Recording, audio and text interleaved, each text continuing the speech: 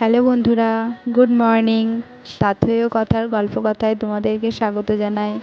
তো আজকে আরও একটি নতুন ব্লগ নিয়ে তোমাদের সামনে হাজির হয়েছি।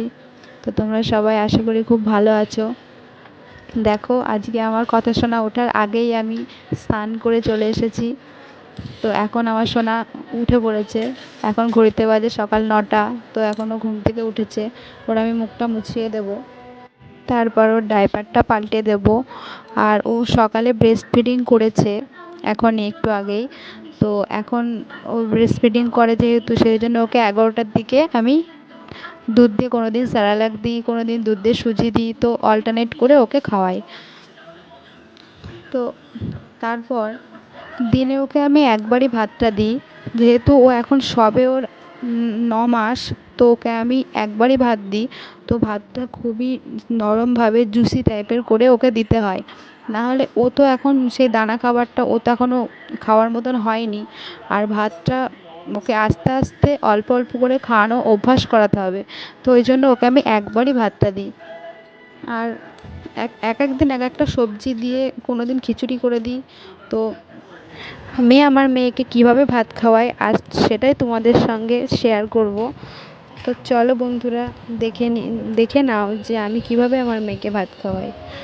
তো আমরা যে ভাতটা বাড়িতে রান্না করি সেটার থেকেই খানিকটা ভাত আমি তুলে নিয়েছিলাম, নিয়ে সেটাকে মানে গরম অবস্থায় তুলে নিয়ে সেটাকে চটকাতে হবে, ঠান্ডা হয়ে গেলে হবে না। চটকিয়ে একদম কাদা করে ফেলতে হবে। আর তার মধ্যে আমাদের বাড়িতে তৈরি মুগের ডাল করেছিলাম। তো যেহেতু ও খাবে, সেই জন্য মুগের ডালটা ভেজে রান্না করিনি, কাঁচা অবস্থায় কাঁচা সেদ্ধ করেছিলাম মুগের ডালটা, করে ফোড়ন দিয়ে ডালটা করেছিলাম। তো সেই ডালটা দিয়ে দিলাম। তো ডালটা দেওয়ার পরে সেটাকে ভালো করে নেড়ে চেড়ে ছেঁকনির মধ্যে ভালো করে ডলে ডলে ভাতটাকে আমি ছেঁকে নেব। তো তাতে আর কোনো দানা ভাবটা তাহলে আর থাকবে না। তো দেখো, আমি ছেঁকনির মধ্যে ভাতটাকে ছেঁকে নিচ্ছি। ছেঁকে ওর মধ্যে একটু ফ্লাস্কে গরম জল তো আমি সবসময়ই করে রাখি। তো ওর মধ্যে ছেঁকে নিয়ে দেখো কেমন মিহি হয়ে গেল ভাতের দানাগুলো।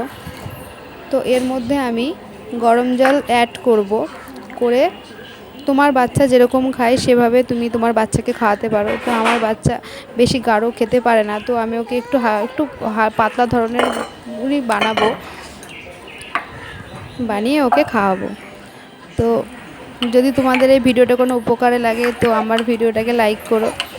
তো বন্ধুরা, আজকে এই পর্যন্তই থাকলো। আমার বাচ্চাকে আমি কিভাবে ভাত খাওয়াই সেটাই তোমাদের সঙ্গে শেয়ার করলাম। টাটা।